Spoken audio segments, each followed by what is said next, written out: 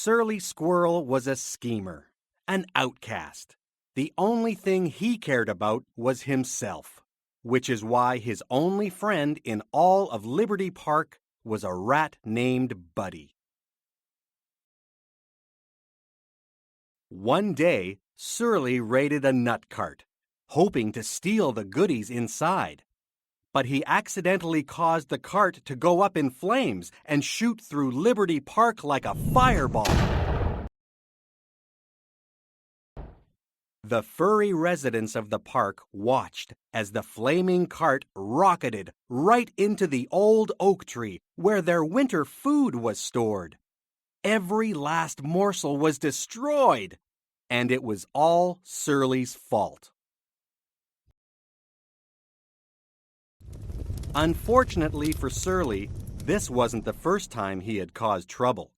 The park's leader, Raccoon, put the squirrel's fate to a vote. "All those in favor of banishment, raise your paws," Raccoon demanded. It was unanimous. Surly had to go. Surly was forced out into the busy streets of Oakton, with Buddy close behind.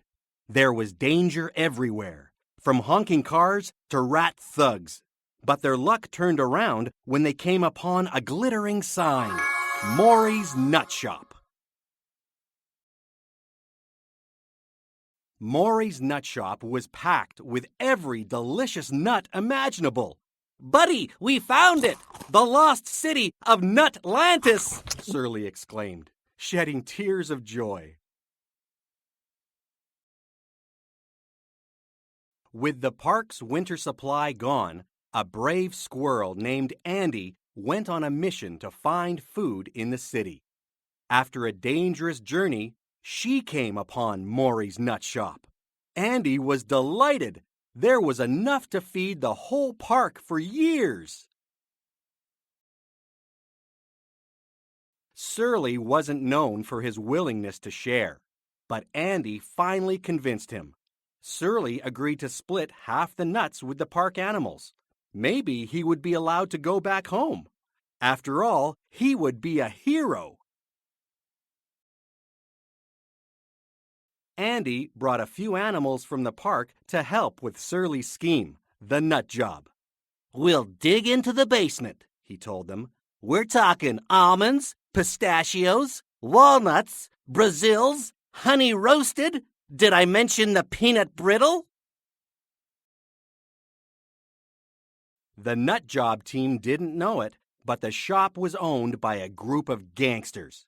Their get-rich-quick scheme was to dig a tunnel to the bank across the street, blow a hole into the vault, and then steal all the money.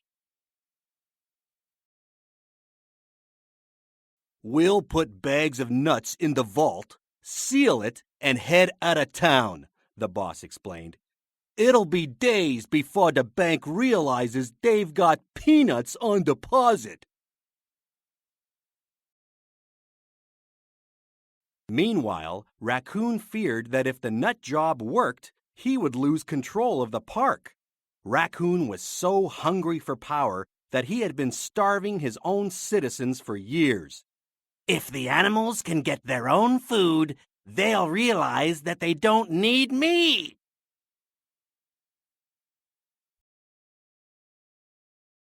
Raccoon hired a gang of rats to capture Surly and sabotage the nut job.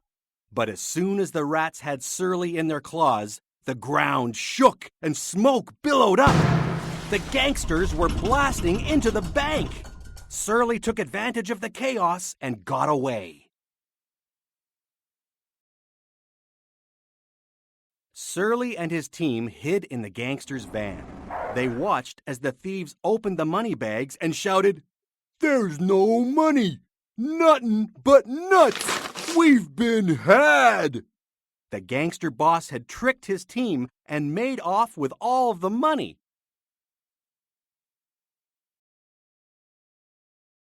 There was an epic car chase through Oakton as the gangsters raced after their boss. From inside the van, the nut job team heard the wails of police sirens. The cops caught the boss, But the gangsters got away. The animals breathed a sigh of relief. Suddenly, Raccoon swung into the van and pounced on Surly.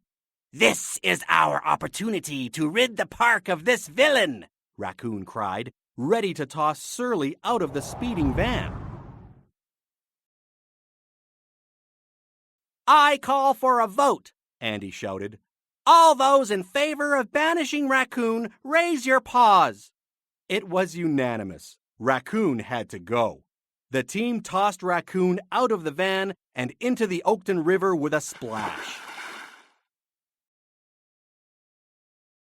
That gave Surly an idea.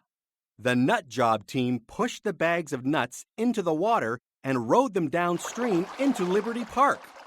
The animals were home safe, with enough food to last for years, all thanks to Surly.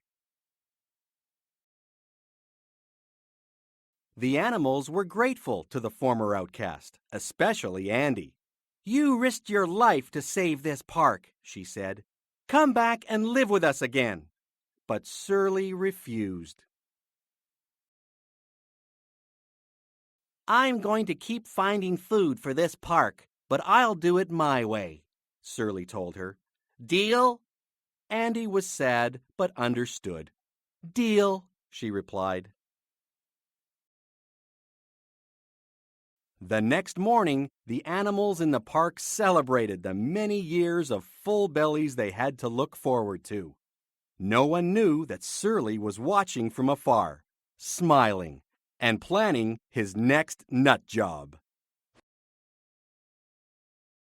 The end.